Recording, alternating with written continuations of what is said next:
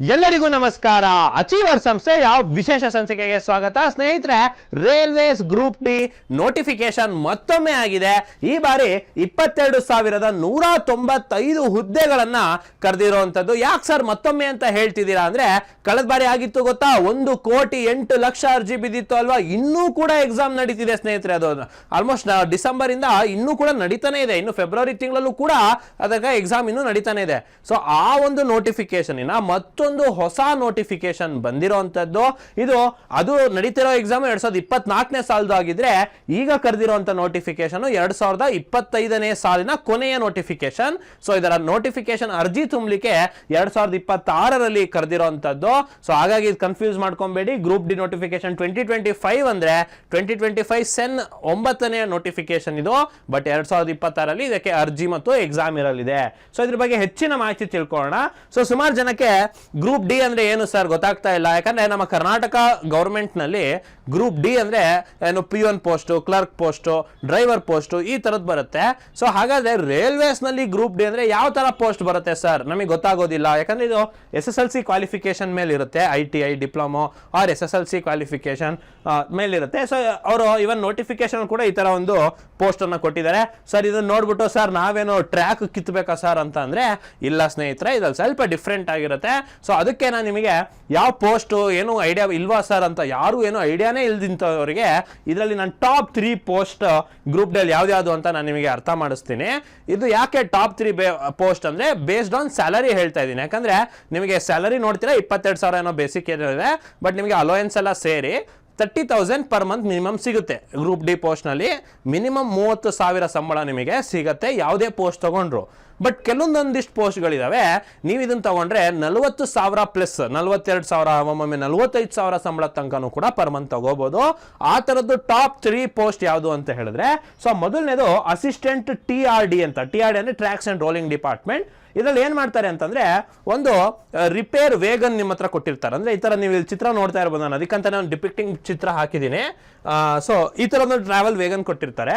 So ಈ ತರ ಕೊಟ್ಟಿರೋದ್ರಿಂದ ನಿಮಗೆ ಬೆಳಗ್ಗೆ ನೀವು ವರ್ಕಿಗೆ ಹೋದ್ರೆ ಮತ್ತೆ ಈವ್ನಿಂಗ್ ಅಷ್ಟರಲ್ಲಿ ನೀವು ವಾಪಸ್ ಬರ್ಬೋದು. ಒಂದು ಜೊತೆಗೆ ನಿಮಗೆ ನಾರ್ಮಲ್ ಡ್ಯೂಟಿ ಇರುತ್ತೆ. ಪ್ಲಸ್ ಇದರಲ್ಲಿ ಹೋಗಿ ಬರುವಂತಹ ಅಲೋಯನ್ಸ್ ತರ ನಿಮಗೆ ಟ್ರಾವೆಲಿಂಗ್ ಅಲೋಯನ್ಸ್ ಆಡ್ ಆಗೋದ್ರಿಂದ, ಮತ್ತೆ ಇನ್ನು ಹೆಚ್ಚುವರಿ ಅಮೌಂಟ್ಸ್ ಅಲೋಯನ್ಸಸ್ ಆಡ್ ಆಗೋದ್ರಿಂದ ಇದರಲ್ಲಿ ನಿಮಗೆ ಸ್ಯಾಲರಿ ಕೂಡ ಜಾಸ್ತಿ ಇರುತ್ತೆ, ಮತ್ತೆ ಜಾಬ್ ಕೂಡ ಸ್ವಲ್ಪ ಸುಲಭವಾಗಿರುತ್ತದೆ. ಸೊ ಇದು tracks and rolling department assistant TRD ಅಂತ. ಅದರಲ್ಲಿ ನಿಮಗೆ ಟೆಕ್ನಿಷಿಯನ್ಸ್ ಇರ್ತಾರೆ, ಇಂಜಿನಿಯರ್ಸ್ ಇರ್ತಾರೆ, ಎಲ್ಲರೂ ಕೂಡ ಇರ್ತಾರೆ. ನೀವು ಅವರಿಗೆ ಅಸಿಸ್ಟೆಂಟ್ ಆಗಿ ನೀವು ಕೆಲಸ ಮಾಡ್ತಿರ್ತೀರಾ ಅಷ್ಟೇ. ಸೊ ಇನ್ನೊಂದಿದೆ ಅಸಿಸ್ಟೆಂಟ್ TL&AC ಅಂತ. TL&AC ಅಂದ್ರೆ ಟ್ರೈನ್ ಲೈಟಿಂಗ್ ಅಂಡ್ AC ಅಂತ. ಅಂದ್ರೆ ನೀವು ಟ್ರೈನ್ ಅಲ್ಲಿ ಈ ತರ ಲೈಟಿಂಗ್ಸ್, AC, ಫ್ಯಾನ್ ಎಲ್ಲ ನೋಡಿರ್ತೀರಾ. ಅದಕ್ಕೆ ನೀವು ಸಂಬಂಧಪಟ್ಟಂತ ಎಲೆಕ್ಟ್ರಿಕಲ್ ಡಿಪಾರ್ಟ್ಮೆಂಟ್ ಅನ್ನ ಮೇಂಟೆನೆನ್ಸ್ ಕೆಲಸವನ್ನ ನೀವು ಮಾಡ್ತಿರ್ತೀರಾ. ಅಗೇನ್ ಮೇಂಟೆನೆನ್ಸ್ ಅಂದ ತಕ್ಷಣ ಟೆಕ್ನಿಷಿಯನ್ಸ್ ಇರ್ತಾರೆ, ನಿಮ್ಮ ಕೆಳಗಡೆ ವರ್ಕ್ ಮಾಡುವಂತ ಕನ್ಸ್ಟ್ರಕ್ಷನ್ ವರ್ಕರ್ಸ್ ಅವರೆಲ್ಲರೂ ಇರ್ತಾರೆ. ನೀವು ಅವರಿಗೆ ಅಸಿಸ್ಟೆಂಟ್ ಆಗಿ ವರ್ಕ್ ಮಾಡ್ತಿರ್ತೀರಾ ಅಷ್ಟೇ. Assistant TL&AC. ಈ ಟ್ರೈನ್ ಇದಂತೂ ಸಿಕ್ಬಿಟ್ರೆ ಅಂತೂ ನಿಮಗೆ ಇನ್ನೂ ಚೆನ್ನಾಗಿರುತ್ತೆ. ಯಾಕಂತಂದ್ರೆ ರನ್ನಿಂಗ್ ಟ್ರೈನ್ ಅಲ್ಲಿ ನಿಮಗೆ ಏನಾದ್ರು ಸಿಕ್ತು ಅಂದ್ರೆ, ಉದಾಹರಣೆಗೆ ಶಿವಮೊಗ್ಗ ಟು ಬೆಂಗಳೂರು ಹೋಗ್ತಾ ಅದ್ರಲ್ಲಿ ಈ ಕೆಲಸ ಸಿಕ್ಕಿದೆ ಅಂತಂದ್ರೆ ನಿಮಗೆ ತುಂಬಾ ಚೆನ್ನಾಗಿರುತ್ತೆ. ಸ್ಯಾಲರಿ ಅಲೋಯನ್ಸ್ ಕೂಡ ಜಾಸ್ತಿ ಕೊಡ್ತಾನೆ, ಮತ್ತೆ ಅದೇ ಟ್ರೈನ್ ಕರ್ಕೊಂಡು ಅದೇ ಟ್ರೈನ್ ಕರ್ಕೊ ಬರ್ತಾರೆ. ಸೊ ಈ ರೀತಿ ಎಲ್ಲ ನಿಮಗೆ ಅವಕಾಶ ಈ TL&AC ಅಲ್ಲಿ ಇರುತ್ತೆ. ಇನ್ನು ಅಸಿಸ್ಟೆಂಟ್ ಟ್ರ್ಯಾಕ್ ಮಷೀನ್ ಅಂತ ಇದೆ. ಸೊ ಇದ್ರಲ್ಲಿ ಏನಂದ್ರೆ, ಈ ತರದೊಂದು ಟ್ರ್ಯಾಕ್ ಮೇಂಟೆನೆನ್ಸ್ ಒಂದು ಗಾಡಿ ಕೊಟ್ಟಿರ್ತಾರೆ ನಿಮಗೆ. ಸೊ ಈ ಟ್ರ್ಯಾಕ್ ಮೇಂಟೆನೆನ್ಸ್ ಗಾಡಿಯಿಂದ ನೀವು ಟ್ರ್ಯಾಕ್ ಅನ್ನ ಮೇಂಟೆನೆನ್ಸ್ ಮಾಡ್ಕೊಳ್ತಾ ಹೋಗುವಂತ ಕೆಲಸ.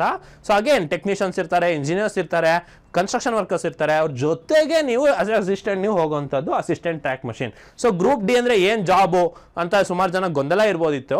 ಸೊ ಅದನ್ನ ನಾನು ಕ್ಲಿಯರ್ ಅಂತ ಕೊಡ್ತಾ ಇದ್ದೀನಿ. ಅದ್ರ ಜೊತೆಗೆ ಟಾಪ್ 3 ಪೋಸ್ಟ್, ಹೆಚ್ಚು ಸಂಬಳ ಬರುವಂತಹ ಟಾಪ್ 3 ಪೋಸ್ಟ್ ಯಾವುದು ಅಂತ ಹೇಳ್ಬಿಟ್ಟು ನಾನು ನಿಮಗೆ ತೋರಿಸ್ತಾ ಇದ್ದೀನಿ. ಸೊ ಇದನ್ನ ನೋಡ್ಕೊಂಡಾದ್ಮೇಲೆ, ಸೊ ಇನ್ನೂ ಯಾವ್ಯಾವ ಪೋಸ್ಟ್ ಇದೆ ಅಂತ ಹೇಳೋದಾದ್ರೆ ನೋಡಿ, ಅಸಿಸ್ಟೆಂಟ್ TRD ನಾನು ಅವಾಗಲೇ ತೋರಿಸಿದ್ನಲ್ವಾ, ಇದು ಎಲೆಕ್ಟ್ರಿಕಲ್ ಡಿಪಾರ್ಟ್ಮೆಂಟ್ ಬರುತ್ತೆ, ಟ್ರೈನ್ ಅಂಡ್ ರೋಲಿಂಗ್ ಡಿಪಾರ್ಟ್ಮೆಂಟ್ ಬರುತ್ತೆ. ಸೊ ಜೊತೆಗೆ ಅದರ ಕ್ವಾಲಿಫಿಕೇಶನ್ ಕೂಡ ನೋಡಬಹುದು, 10th ಪಾಸ್ ಅಷ್ಟೇ.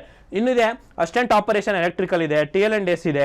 SNT ಅಂದ್ರೆ ಸಿಗ್ನಲ್ ಅಂಡ್ ಟೆಲಿಕಮ್ಯುನಿಕೇಶನ್ ಡಿಪಾರ್ಟ್ಮೆಂಟ್ ಬರುತ್ತೆ. ನೋಡಿ, ರೈಲ್ವೇಸ್ ನಲ್ಲಿ ಹಲವಾರು ವಿವಿಧ ಇಲಾಖೆ ಇದೆ. ಟ್ರಾಫಿಕ್ ಡಿಪಾರ್ಟ್ಮೆಂಟ್ ಇದೆ, ಇಂಜಿನಿಯರಿಂಗ್ ಡಿಪಾರ್ಟ್ಮೆಂಟ್ ಇದೆ, ವರ್ಕ್ಶಾಪ್ ಡಿಪಾರ್ಟ್ಮೆಂಟ್ ಇದೆ. ಈ ತರ ಬೇರೆ ಬೇರೆ ಇರುತ್ತೆ. ಸೊ ಅವೆಲ್ಲ ತರ ಒಂದು 14 ತರದ ಪೋಸ್ಟ್ ಅನ್ನ ಈಗ ಗ್ರೂಪ್ ಡಿ ಅಲ್ಲಿ ಅನೌನ್ಸ್ ಮಾಡಿರುವಂತದ್ದು. ಎಲ್ಲದಕ್ಕೂ ಎಜುಕೇಶನ್ ಕ್ವಾಲಿಫಿಕೇಶನ್ 10th ಇರುತ್ತೆ.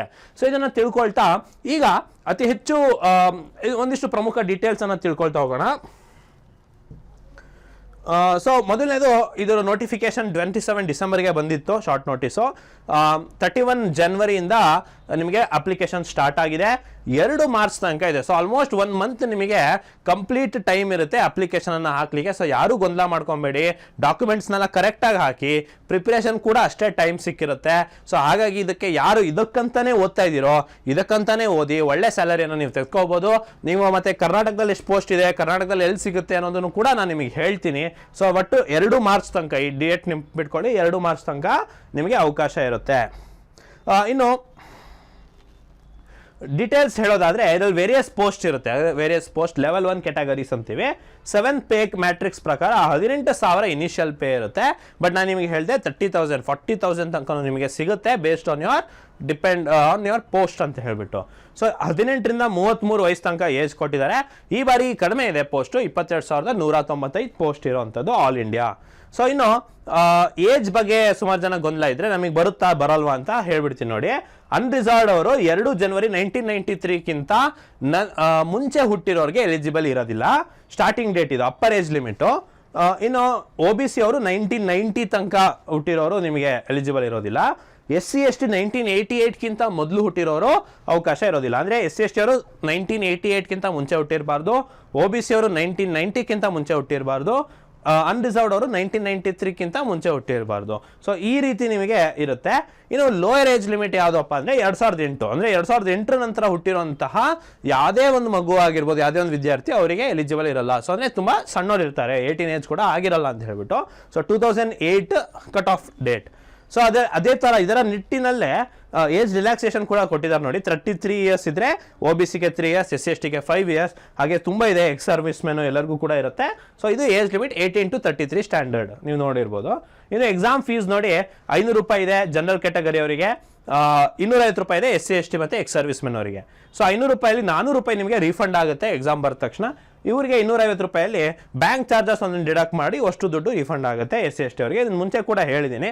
ಮತ್ತು ಹೋಗಿ ಬರೋಕ್ಕೆ ಟ್ರೈನ್ನ ಟಿಕೆಟ್ ಕೂಡ ನಿಮಗೆ ಕೊಡ್ತಾರೆ. SC ST ಸ್ಟೂಡೆಂಟ್ಸ್ ಆಗಿತ್ತು ಅಂತಂದರೆ ಫ್ರೀ ಟ್ರಾವೆಲ್ ಪಾಸ್ ನಿಮಗೆ ಇದರಲ್ಲಿ ಎಲಿಜಿಬಲ್ ಆಗುತ್ತೆ. ಜೊತೆಗೆ ಎಕ್ಸಾಮ್ನ ಪ್ರೋಸೆಸ್ ಹೇಗಿದೆ ಅಂದರೆ ಒಂದೇ ಎಕ್ಸಾಮ್ ಸ್ನೇಹಿತರೆ, ಕಂಪ್ಯೂಟರ್ ಬೇಸ್ಡ್ ಟೆಸ್ಟ್ ಇರುತ್ತೆ, ಫಿಸಿಕಲ್ ಎಫಿಷಿಯನ್ಸಿ ಟೆಸ್ಟ್ ಇರುತ್ತೆ. ಯಾಕೆ ಫಿಸಿಕಲ್ ಎಫಿಷಿಯನ್ಸಿ ಟೆಸ್ಟ್ ಇರುತ್ತೆ ಅಂತ ಹೇಳಿದ್ರೆ, ನಾನು ನಿಮಗೆ ಹೇಳಿದೆ, ನೀವು ಅಸಿಸ್ಟೆಂಟ್ ವರ್ಕ್ ಮಾಡ್ತಾ ಇರ್ತೀರಾ for a technician, for a engineer, ನೀವು ಅಸಿಸ್ಟೆಂಟ್ ವರ್ಕ್ ಮಾಡ್ತಿರ್ತೀರಾ. ಅಸಿಸ್ಟೆಂಟ್ ಅಂದ ತಕ್ಷಣ ಎತ್ತೋದು, ಇಳಿಸೋದು, ಹತ್ತೋದು, ಇಳಿಯೋದು, ಓಡೋದು, ಕೂರೋದು, ನಿಲ್ಲೋದು, ಈ ಥರದ ಕೆಲಸಗಳಿರ್ತವೆ. ಈ ಥರದಕ್ಕೆ ನಿಮಗೆ ಫಿಸಿಕಲ್ ಸ್ಟ್ಯಾಂಡರ್ಡ್ ಇರಬೇಕಾಗುತ್ತೆ. ಸೊ ಫಿಸಿಕಲ್ ಎಫಿಷಿಯನ್ಸಿ ಟೆಸ್ಟ್ ಇರುತ್ತೆ. ಹಾಗೆ DV ಇರುತ್ತೆ, ಡಾಕ್ಯುಮೆಂಟ್ ವೆರಿಫಿಕೇಶನ್ ಅಂತ. ನಂತರದಲ್ಲಿ ಮೆಡಿಕಲ್ ಎಕ್ಸಾಮಿನೇಷನ್. ಸೊ 4 ಹಂತದಲ್ಲಿ ನಿಮಗೆ ರಿಕ್ರೂಟ್ಮೆಂಟ್ ಪ್ರೋಸೆಸ್ ಇರುತ್ತೆ. ಆಲ್ಮೋಸ್ಟ್ ಈ ಮೆಡಿಕಲ್ ಹಂತಕ್ಕೆ ಬಂದವರು ಆಲ್ಮೋಸ್ಟ್ ಯಾರು ರಿಜೆಕ್ಷನ್ ಆಗಲ್ಲ, ಡಾಕ್ಯುಮೆಂಟ್ಸ್ ಅಂತ ತನಕನೇ ರಿಜೆಕ್ಷನ್ ಇದ್ದರೆ. ಬಟ್ CBTನ ಪಾಸ್ ಮಾಡೋದು ತುಂಬ ಇಂಪಾರ್ಟೆಂಟ್. ಸೊ ಅದರ ಬಗ್ಗೆ ಡೀಟೇಲ್ಸ್ ಅಲ್ಲಿ ಹೇಳ್ತಾ, ಸೊ ಮೊದಲನೇ ಒಂದೇ ಎಕ್ಸಾಮ್ ಸ್ನೇಹಿತರೆ ಇದು. ಈಗೆಲ್ಲ 2 ಎಕ್ಸಾಮ್, ಪ್ರಿಲಿಮ್ಸು, ಮೇನ್ಸು, ಇಂಟರ್ವ್ಯೂ ಎಲ್ಲ ಬರ್ಕೊಂಡು ತುಂಬ ತಡ ಆಗ್ತಾ ಇದೆ. ಸೊ ಒಂದೇ ಎಕ್ಸಾಮಲ್ಲಿ ಪಾಸ್ ಆಗ್ಬಿಡೋಣ ಅಂತ ಇದ್ದವರು ನೋಡಿ, ಸೈನ್ಸ್ ಓದಬೇಕು 25 ಕ್ವಶನ್, 25 ಕ್ವಶನ್ ಮ್ಯಾಥ್ಸ್ ಓದಬೇಕು, 30 ಕ್ವಶನ್ ರೀಸನಿಂಗ್ ಓದಬೇಕು, 20 ಕ್ವಶನ್ ಕರೆಂಟ್ ಅಫೇರ್ಸ್ GK ಓದಬೇಕು. ಒಟ್ಟಾರೆ 100 ಕ್ವಶನ್. ಸ್ನೇಹಿತರೆ, ಯಾರೇ ಸ್ಟೇಟ್ ಗೌರ್ಮೆಂಟ್ PC PSI ಹಾಗೆ ಬೇರೆ ಬೇರೆ ಆಸ್ಪಿರೆಂಟ್ಸ್ ಇದ್ದಾರೆ ಅವರು ಕೂಡ ಒಮ್ಮೆ ಈ ಎಕ್ಸಾಮ್ನ ಬರೀರಿ ಅಂತ ನಾನು ನಿಮಗೆ ಹೇಳ್ತೀನಿ. ಯಾಕಂತಂದ್ರೆ ಸ್ಯಾಲರಿ ವೈಸು ಸೆಂಟ್ರಲ್ ಗೌರ್ಮೆಂಟ್ ಸ್ಕೇಲಲ್ಲಿ 7 ಪೇ ಮ್ಯಾಟ್ರಿಕ್ಸ್ ಇದೆ, ಅದು ಕೂಡ 8ನೇ ವೇತನ ಆಯೋಗ ಆಗ್ಬಿಡುತ್ತೆ ಇನ್ನೊಂದು 2 ಇಯರ್ಸ್ ಅಲ್ಲಿ. ಸೊ ಹಾಗಾಗಿ ಸ್ಯಾಲರಿ ವೈಸ್ ನೋಡಿದ್ರೆ ನಿಮಗಿಲ್ಲಿ ಆಲ್ಮೋಸ್ಟ್ ಬೆಟರ್ ಸ್ಯಾಲರಿ ಸೆಂಟ್ರಲ್ ಗೌರ್ಮೆಂಟ್ನಲ್ಲಿ ಇದೆ ಒಂದು. ಜೊತೆಗೆ ನೀವು ಓದುವಂಥ ಸಿಲೆಬಸ್ಸೇ ಇದೆ ಸ್ನೇಹಿತರೆ. ನೀವು GK ಕರೆಂಟ್ ಅಫೇರ್ಸ್ ಓದಿರ್ತೀರಾ, ಜೊತೆಗೆ ಸೈನ್ಸ್ನ ನೀವು ಓದಿರ್ತೀರಾ. ಇವೆಲ್ಲರೂ ಓದೋದ್ರ ಜೊತೆಗೆ ರೀಸನಿಂಗು, ಮ್ಯಾಥ್ಸ್ ಅಲ್ಲಿ ಮೋಸ್ಟ್ ಆಫ್ ದ ಟಾಪಿಕ್ಸ್ ನೀವು ಮೆಂಟಲ್ ಅಬಿಲಿಟಿಗೆ ಓದಿರ್ತೀರಾ. ಒಂದಿಷ್ಟು ಟಾಪಿಕ್ಸ್ ಅನ್ನು ಹೆಚ್ಚುವರಿ ಓದ್ಕೊಂಡ್ರೆ ನೀವು ಕೂಡ ರೈಲ್ವೇಸ್ ಎಕ್ಸಾಮ್ ಅನ್ನ ಬರೀಬಹುದು. ಮತ್ತೆ ಇದು ನಿಮಗೆ ರೀಜನಲ್ ಲ್ಯಾಂಗ್ವೇಜ್ ಅಲ್ಲಿ ಕೂಡ ನಿಮಗೆ ಎಕ್ಸಾಮ್ ಸಿಗೋದ್ರಿಂದ ನಿಮಗೆ ಇದು ಒಳ್ಳೆ ಅವಕಾಶ ಸ್ನೇಹಿತರೆ. ಸೊ ಇದನ್ನ ಕೂಡ ಬರೀರಿ ಅಂತ. ಮತ್ತೆ ಇಂಡಿಕೇಟಿವ್ ಸಿಲೆಬಸ್ ನ ಕೂಡ ಕೊಟ್ಟಿದ್ದಾರೆ, ನೀವು ನೋಡ್ಬೋದು ಯಾವ ಟಾಪಿಕ್ ಅಂತ. ನೀವು ಓದಿಲ್ದಿರೋ ಟಾಪಿಕ್ ಯಾವುದು ಇಲ್ಲ, ಆಲ್ಮೋಸ್ಟ್ ಎಲ್ಲ ಗೊತ್ತಿರೋದೆ. ಸೇಮ್ ಸ್ವಲ್ಪ advance maths, algebra, geometry, trigonometry, stats ಇದೆಲ್ಲ ಒಂದಿಷ್ಟು 2-3 ಎಕ್ಸ್ಟ್ರಾ ಬರೋದು ಬಿಟ್ರೆ, ಇನ್ನು CBSE 10th level physics chemistry ನಿಮಗೆ ಎಕ್ಸಾಮ್ನಲ್ಲಿ ಕೇಳ್ತಾರೆ ಅಂತ ಹೇಳ್ಬಿಟ್ಟು. ಸೊ ನೀವು ಈಗ ಗ್ರೂಪ್ ಡಿ ಸುಮಾರು ಜನ ಬರ್ದಿರ್ಬೋದು, ಅವ್ರಿಗೆ ಗೊತ್ತಿರುತ್ತೆ. ಸೈನ್ಸ್ ಸ್ವಲ್ಪ ಟಫ್ ಬಂದಿತ್ತು ಅಂತ ಹೇಳ್ಬಿಟ್ಟು. ಸೊ ಇನ್ನು ನೆಕ್ಸ್ಟ್ ಎಕ್ಸಾಮಿಗೆ ಚೆನ್ನಾಗಿ ಓದ್ಕೊಂಡು ಹೋಗಿ ಅಂತ ಹೇಳ್ತಾ, ಸೊ ಸ್ನೇಹಿತರೆ ಇದಕ್ಕೆ ಫಿಸಿಕಲ್ ಇರುತ್ತೆ. ಫಿಸಿಕಲ್ ನೋಡಿ ಸ್ನೇಹಿತರೆ, male candidates should be able to lift and carry 35 kg of weight for a distance of 100 metre in 2 minutes in 1 choice without putting the weight down ಅಂತ ಹೇಳ್ಬಿಟ್ಟು. ಅಂದರೆ ಒಬ್ಬ ಮೇಲ್ ಕ್ಯಾಂಡಿಡೇಟು 35 kg ತೂಕದ ಒಂದು ಭಾರವನ್ನ 100 ಮೀಟರ್ಗಳ ತನಕ 2 ನಿಮಿಷದಲ್ಲಿ ಹೋಗ್ಬೇಕಾಗತ್ತೆ. ಇನ್ನು ಫೀಮೇಲ್ ಕ್ಯಾಂಡಿಡೇಟ್ಸಿಗೆ 20 kg ವೆಯ್ಟ್ ಅನ್ನ 100 ಮೀಟರ್ 2 ನಿಮಿಷದಲ್ಲಿ ಒಂದೇ ಚಾನ್ಸ್ ಅಲ್ಲಿ ಕೆಳಗೆ ಹಾಕ್ತಿದ್ದಂಗೆ ಹೋಗ್ಬೇಕಾಗತ್ತೆ. So should be able to run. ಮತ್ತು ಇನ್ನೊಂದಿದೆ ಮೇಲ್ ಕ್ಯಾಂಡಿಡೇಟ್ಸ್ಗೆ 1000 ಮೀಟರ್ನ 4 ನಿಮಿಷ 15 ಸೆಕೆಂಡಲ್ಲಿ ಓಡಬೇಕಾಗತ್ತೆ. 1000 ಮೀಟರ್ ಅಂದರೆ 400 ಮೀಟರ್ ಒಂದು ಸರಿ ಒಂದು ಸುತ್ತಿರುತ್ತೆ, 800 ಮೀಟರ್ 2 ಸುತ್ತಾಗುತ್ತೆ, ಅದಾದ್ಮೇಲೆ ಅದರ ಅರ್ಧ ಸುತ್ತು ಅಂದರೆ 2.5 ಸುತ್ತನ್ನು ಸ್ಟೇಡಿಯಂನ 2.5 ಸುತ್ತನ್ನು ಕೇವಲ 4 ನಿಮಿಷ 15 ಸೆಕೆಂಡ್ನಲ್ಲಿ ನೀವು ಓಡಬೇಕಾಗತ್ತೆ. ಇನ್ನು ಮಹಿಳೆಯರಿಗೆ 1000 ಮೀಟರ್ಗೆ 5 ನಿಮಿಷ 40 ಸೆಕೆಂಡ್ ಸಮಯವನ್ನು ಹೆಚ್ಚುವರಿ ಸಮಯವನ್ನು ಕೊಟ್ಟಿದ್ದಾರೆ ಅಂತ ಹೇಳ್ಬಿಟ್ಟು. ಸೊ ಇದು ಫಿಸಿಕಲ್ ಎಫಿಷಿಯನ್ಸಿ ಟೆಸ್ಟ್ ಇರುತ್ತೆ. ಸುಮಾರು ಜನಕ್ಕೆ ಗೊತ್ತಿರೋದಿಲ್ಲ ಫಿಸಿಕಲ್ ಇರುತ್ತೋ ಇಲ್ವೋ ಅಂತ. ಫಿಸಿಕಲ್ ಇರುತ್ತೆ. ಸೊ ಇದನ್ನ ನೋಡ್ಕೊಳ್ಳಿ. ಯಾಕೆ ಸರ್ ಫಿಸಿಕಲ್ ಇದೆ ಅಂತ ನಾನು ನಿಮಗೆ ಆಲ್ರೆಡಿ ಹೇಳಿದ್ದೀನಿ. ಈಗ ಕರ್ನಾಟಕ ಆಸ್ಪಿರೆಂಟ್ಸ್ ಒಂಚೂರು ನೋಡ್ಕೊಳ್ಬೇಕಾಗತ್ತೆ. ಸೊ ನೋಡಿ, ಅಸಿಸ್ಟೆಂಟ್ ಬ್ರಿಡ್ಜ್ ಅಂತ ನಮ್ಮ ಕರ್ನಾಟಕದಲ್ಲಿರೋ ಪೋಸ್ಟ್ಗಳು ಯಾವ್ಯಾವ್ದಿದೆ ಅಂತ ಹೇಳ್ಬಿಡ್ತೀನಿ ನೋಡಿ. ಇಂಜಿನಿಯರಿಂಗ್ ಡಿಪಾರ್ಟ್ಮೆಂಟ್ ಒಂದು, ಮೆಕ್ಯಾನಿಕಲ್ ಒಂದು, ಟ್ರಾಫಿಕ್ ಪಾಯಿಂಟ್ ಒಂದಿದೆ. ಟ್ರಾಫಿಕ್ ಪಾಯಿಂಟ್ಸ್ ಮೆನ್ ಬಿ ಅಂದ್ರೆ ಹೆಂಗ್ ಗೊತ್ತಾ, ನಿಮಗೆ ಬಾವುಟ ಹಿಡಿತಿರ್ತಾರೆ ಗೊತ್ತಾ, ಪಾಯಿಂಟ್ಸ್ ಮೆನ್ ಬಿ ಅಂತ ಹೇಳ್ಬಿಟ್ಟು ಅವ್ರನ್ನ ಕರಿತೀವಿ. ಟ್ರ್ಯಾಕ್ ಮೇಂಟೈನರ್ ಪೋಸ್ಟ್ ಇದೆ, ಅಸಿಸ್ಟೆಂಟ್ ಕ್ಯಾರಿಯೇಜ್ ಅಂಡ್ ವ್ಯಾಗನ್ ಇದೆ. ಎಲ್ಲ ಕೂಡ ಹುಬ್ಳಿಯಲ್ಲಿ ಅಂದ್ರೆ ಸೌತ್ ವೆಸ್ಟರ್ನ್ ರೈಲ್ವೇಸ್ ಹುಬ್ಳಿ ಬರುತ್ತೆ. ಅಂದ್ರೆ ಹುಬ್ಳಿ ಅಂದ್ರೆ ಬರೀ ಹುಬ್ಳಿ ನಗರದಲ್ಲೇ ಮಾತ್ರ ಹಾಕ್ತಾರಂತ ಅಲ್ಲ, ಸೌತ್ ವೆಸ್ಟರ್ನ್ ರೈಲ್ವೇಸ್ ಹುಬ್ಳಿಗೆ ಹೆಡ್ ಬ್ರಾಂಚ್ ಇರುವಂತಹ ಯಾವ್ಯಾವ ಝೋನ್ ಬರ್ತವೆ ಅವೆಲ್ಲ ನಿಮಗೆ ಕೆಲಸ ಸಿಗ್ಬೋದು. ನಿಮಗೆ ಅರಸೀಕೆರೆಯಲ್ಲಿ ಸಿಗ್ಬೋದು, ಅಥವಾ ಯಾವುದೋ ತಾಳ್ಗುಪ್ಪದಲ್ಲಿ ಸಿಗ್ಬೋದು, ಎಲ್ಲರೂ ಸಿಗ್ಬೋದು. ಸೊ ಇಲ್ಲಿ ನೋಡಿ, ಪೋಸ್ಟ್ಗಳು ನೀವು ನೋಡೋದಾದ್ರೆ ಟ್ರ್ಯಾಕ್ ಮೇಂಟೈನರ್ಗೆ ಸ್ವಲ್ಪ ಹೆಚ್ಚುವರಿ ಪೋಸ್ಟ್ ಕರೆದಿರುವಂಥದ್ದು. ಅನ್ರಿಸರ್ವ್ಡ್ಗೆ 34 ಪೋಸ್ಟ್ ಇದೆ, ಎಸ್ಸಿಗೆ 8 ಪೋಸ್ಟ್ ಇದೆ, ಒಟ್ಟಾರೆ 58 ಪೋಸ್ಟ್ ಇದೆ. ಇವನ್ ಎಕ್ಸ್ ಸರ್ವಿಸ್ ಮೆನ್ ಅವರಿಗೆ ಕೂಡ 12 ಪೋಸ್ಟ್ ಇರುವಂಥದ್ದು ನೀವು ಇಲ್ಲಿ ಗಮನಿಸಬೇಕು. ಸೊ ನೋಡಿ, ಒಟ್ಟಾರೆ ಅಸಿಸ್ಟೆಂಟ್ ಬ್ರಿಡ್ಜ್ಗೆ 13 ಪೋಸ್ಟು, ಕ್ಯಾರಿಯೇಜ್ ಅಂಡ್ ವೇಗನಿಗೆ 9 ಪೋಸ್ಟು, ಟ್ರ್ಯಾಕ್ ಮೇಂಟೈನರ್ಗೆ 58 ಪೋಸ್ಟು, ಪಾಯಿಂಟ್ಸ್ ಮನೆಗೆ 10 ಪೋಸ್ಟ್. ಒಟ್ಟಾರೆ ಇಷ್ಟು ಪೋಸ್ಟ್ಗಳಿರುವಂಥದ್ದು ಕರ್ನಾಟಕದಲ್ಲಿ.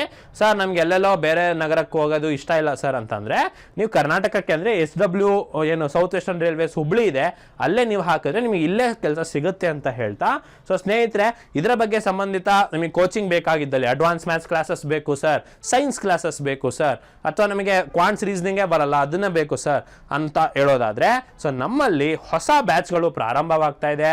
ಸೊ ರೈಲ್ವೇಸ್ಗೆ ಸಂಬಂಧಪಟ್ಟಂತ ಬ್ಯಾಚ್ಗಳಿಗಾಗಿ, ಹಾಗೆ ಇನ್ನಿತರೆ ಸ್ಟೇಟ್ ಗೌರ್ಮೆಂಟ್ ಮತ್ತು ಸೆಂಟ್ರಲ್ ಗೌರ್ಮೆಂಟ್ ಎಕ್ಸಾಮ್ಸ್ಗಳ ಬ್ಯಾಚ್ಗಳಿಗಾಗಿ ಸ್ನೇಹಿತರೆ, ರಾಘವೇಂದ್ರ ಮಠದ ರಸ್ತೆ ತಿಲಕ್ ನಗರ್ ಮೊದಲನೇ ಕ್ರಾಸ್ ಅಲ್ಲಿ ಸತತ 11 ವರ್ಷದಿಂದ ಅತ್ಯುತ್ತಮ ಫಲಿತಾಂಶವನ್ನು ದಾಖಲಿಸಿಕೊಂಡು ಬರ್ತಿರುವಂತಹ ನಿಮ್ಮ ಅಚೀವರ್ ಸಂಸ್ಥೆಗೆ ನೀವು ಖುದ್ದಾಗಿ ಭೇಟಿ ನೀಡಬಹುದು, ಅಥವಾ ಸ್ಕ್ರೀನ್ ಮೇಲೆ ಕಾಣ್ತಿರುವಂತಹ ನಂಬರ್ಗೆ ನೀವು ಸಂಪರ್ಕಿಸಬಹುದು ಅಂತ ಹೇಳ್ತಾ, ಸೊ ಮುಂದಿನ ವಿಡಿಯೋದಲ್ಲಿ ಸಿಗ್ತೀನಿ.